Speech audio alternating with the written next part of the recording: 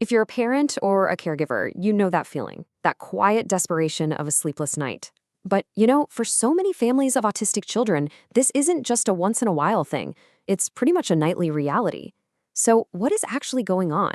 Let's get into the surprising biology behind all this and, more importantly, figure out what might actually help. Okay, this sound familiar at all? That 2 a.m. party, right? The whole world is dark and quiet, but your child is just buzzing with energy. I mean, it can feel so isolating, so confusing, and let's be honest, absolutely exhausting. But you are not alone in this, not by a long shot. And this isn't some rare thing. The research is pretty clear. Sleep issues affect a staggering 80% of autistic kids. Just take a second to let that number sink in. We're talking about 4 out of every 5 children. So this isn't a minor problem. For so many families, it's a huge part of their life. And the impact of that? It's just huge. The constant lack of sleep, the worry, the way it just throws the whole family's rhythm out of whack, it all adds up. In fact, it's consistently reported as the single biggest source of stress for parents of autistic children. So what on earth is going on here? For years, this might have been written off as just a behavioral issue. But the science is giving us a much clearer and, frankly, a much more compassionate answer. The root cause? It isn't defiance, it's biology.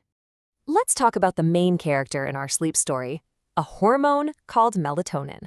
The easiest way to think of it is like the brain's nighttime DJ.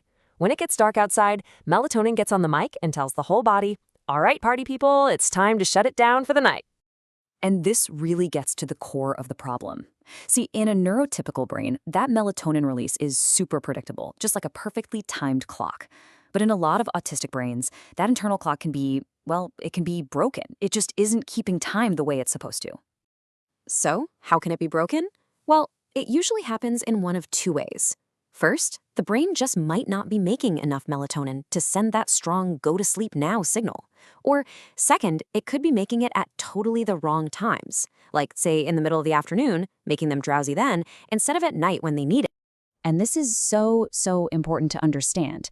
When that child is wide awake and bouncing off the walls at 2 a.m., it is not an act of defiance. It's a biological rhythm disorder. Their body just isn't getting the right chemical instructions at the right time. And that shift in understanding can change everything. So knowing the biology is a massive step, but it also gives us new ideas for solutions. So let's talk about a practical toolkit for caregivers, a toolkit that's all about working with your child's biology, not fighting against it.